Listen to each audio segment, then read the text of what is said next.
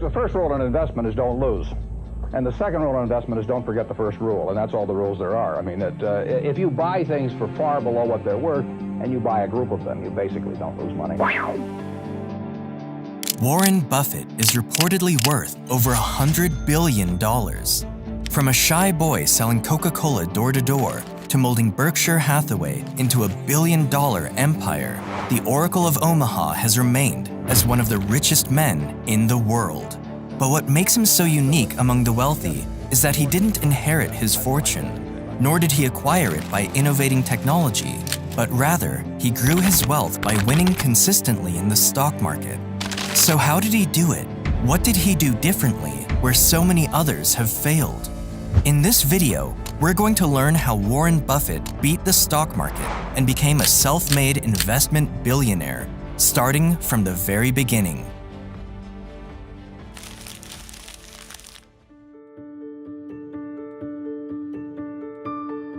Warren Buffett was born in Omaha, Nebraska in August of 1930, just 1 year after the Great Depression hit the country.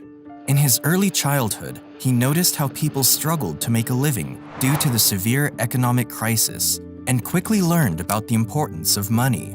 Luckily, his father was a smart businessman, and although he had recently lost his job from a local bank, he used what little savings he had to open his own company selling stocks and bonds, and from this was able to provide enough for his family. Growing up, Warren was a shy and quiet boy who spent most of his childhood alone, often reading books from his father's library. And it was from this library where he developed an early obsession with investing and the game of business. Eager to put his new knowledge to use, he approached his grandfather, who owned a local grocery store, and asked him if he could provide Warren with drinks so that he could go and sell them around the neighborhood. His grandfather agreed, and so, at the young age of 6, Warren started his first business selling Coca-Cola door-to-door and making 5 cents for every 6-pack. He soon added a few more items to his small business, and just a year later, Warren was selling chewing gum, magazines, and Coca-Cola while making a decent profit for himself. By the time he was just 11, the boy used all of his savings to buy his first stock, purchasing 3 shares for himself in an oil and gas company called Cities Service, with each stock valued at $38.25. But shortly after buying them, their value dropped to around $27 per share. Despite the anxiety he felt, he held on tight and waited until their value rose to $40 before selling them. Although he had successfully turned a profit, he noticed that those same shares later shot up to over $200. The news of his missed opportunity stung, but it taught him an important lesson. 75 years have gone by, and I've never known what the market is going to do the next day. That's not my game. My game is to decide whether I'm in the right economy, and by owning good companies for long periods of time. These experiences and mistakes helped young Warren become much wiser than the average boy his age. A few years later, his father was elected to serve his first term as a U.S. congressman, and as a result, the whole Buffett family moved from Omaha to Washington, D.C. There, Warren Buffett would get his first real job at the age of 14, delivering newspapers for the Washington Post. However, he wasn't satisfied with the money he earned, so he took another job with one of their competitors, the Times Herald, and began delivering the newspapers simultaneously, earning $179 per month, which would be just over $3,000 in today's currency. Buffett later used his earnings and savings to buy a pinball machine with a friend of his and installed it at a barber shop. Soon after, they bought 2 more pinball machines, and at the end of each week, they would split the profits between themselves and the owners who ran the shop. They later sold their machines for $1,200, and with the money earned, Warren Buffett bought his first property, a 40-acre plot of land in Nebraska. The craziest thing about all of this was that Warren was just 15 when he bought the farm. Even at his young age, it was clear that this boy from Omaha was on to something big.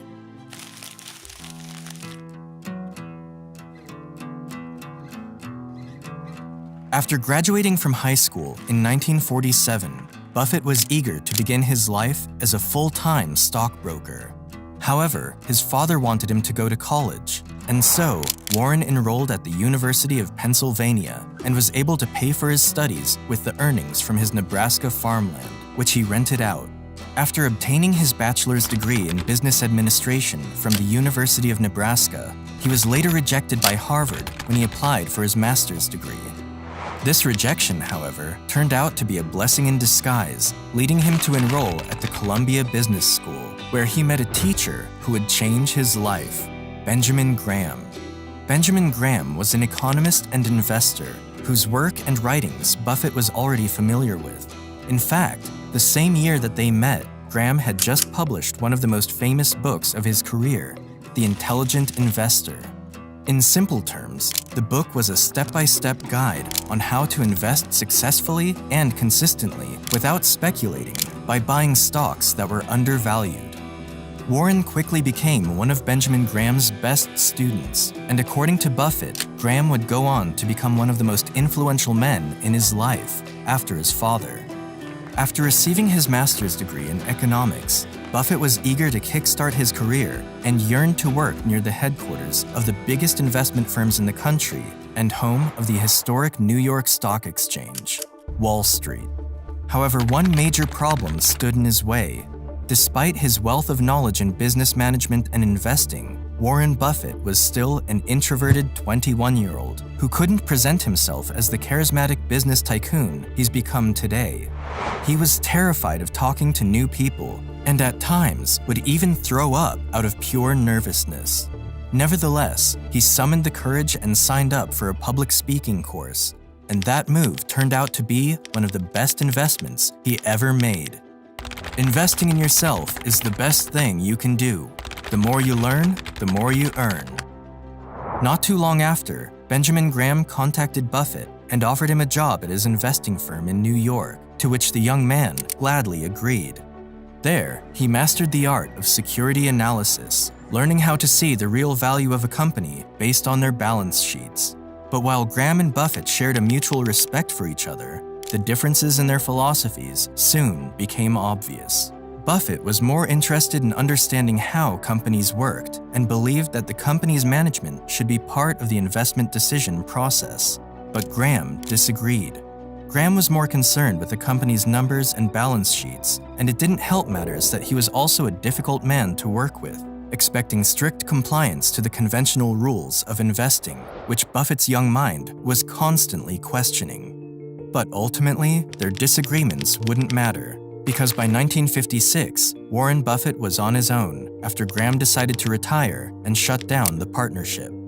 Nevertheless, the young man had built up his savings from $9,800 to $175,000. And more importantly, he gained first-hand experience running a New York investment firm. He was now ready to establish his own partnership, making those who invested in him into millionaires, while also transforming himself into one of the wealthiest people in the world.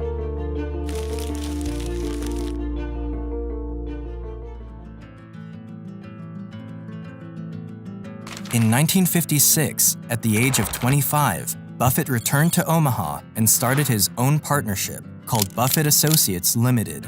Despite having more than enough money to rent an office space and hire some staff, Warren instead chose to use one of the bedrooms of his house and manage the business himself. He got some of his friends and family to invest a total of $105,000, and immediately after, he kickstarted his partnership. Influenced by his master, Graham, Warren Buffett began investing in undervalued stocks, but took its philosophy to the extreme by dealing with terrible performing companies that were ready to go bankrupt, buying them so cheap that even their liquidation value was worth more. This strategy is what he calls the cigar butt. Anyone who picks up discarded cigars on the street can enjoy a few puffs, which would cost him nothing. Cigar butt investing runs along that same line. You find a terribly undervalued stock that sells for so cheap you know for a fact it is worth more, and after selling it at its appropriate price, the initial bargain purchase makes the puff all free. This method proved to be a masterstroke for Buffett, And over the next 6 years of his business, his partnership's net worth increased from a $105,000 venture to a $7.2 million foundation. As his portfolio began to grow, so did the number of people who wanted to join. However, most of them never ended up partnering with him because they couldn't trust an 18-year-old looking kid to manage all their money by himself. And they were right. Warren Buffett still had the looks of a teenager despite being in his late 20s, and for more than 5 years, he conducted his business all alone, writing all the checks, filing the tax returns, and taking delivery on stocks, causing many potential clients to doubt him. But for those who were bold enough to invest in him, they would see their portfolios rise, averaging a 29.5% compound annual return from 1956 to 1969, outperforming the stock market by a factor of 4. 10 years into his partnership, Warren Buffett was managing over $44 million in assets. And just 3 years later, these numbers shot up to an astonishing $104 million. However, while the market was booming and his partners were very happy with the return on their investments, there was one thing that Buffett worried about: the rising stock prices. There's a motto that Warren Buffett lives by that has always served him well. Be fearful when others are greedy, and greedy when others are fearful. You see, it became difficult for him to keep making his cigar butt investments in an overvalued stock market, and was well aware that the bull market they were experiencing would soon be coming to an end. He found it too risky to continue investing with other people's money, and so, by the end of 1969, he made the big decision to dissolve the business altogether and let his partners go. Still, he had built his own fortune all the way to $25 million by the age of 39, and he was ready to make his next move, turning Berkshire Hathaway into a billion-dollar empire. Now, to amass such a fortune, smart investors like Warren Buffett know how to utilize uncertain times to their advantage. And it's no secret that we are definitely in uncertain times, with inflation hitting a 40-year high and nearly 70% of economists surveyed by the Financial Times predicting a recession next year. But institutions like Buffett's Berkshire Hathaway may already be prepared, because earlier this year, Bank of America's chief strategist recommended investors look at real assets like art as inflation heats up. Even Bloomberg has reported that art can serve as an inflation hedge in almost any environment. Because the last time inflation was this high, in the late 70s through the early 80s, art had an average yearly appreciation of 33%, according to Masterworks All Art Index, which is higher than gold and real estate, the traditional inflation hedges, during that same period, which is why Masterworks has seen increased demand this year. Masterworks allows anyone to invest in multi-million-dollar contemporary artworks to hedge against inflation and potentially recoup some returns. Because since their inception, Masterworks has sold 5 paintings with an average net return of 26.8% to their investors. Legally, I have to add that past performance is not indicative of future results. But that's during a bear market, rising inflation, and continued uncertainty. With no end to inflation in sight, the demand for Masterworks remains high, and there is a wait list. But you can skip it just by clicking on the link in the description.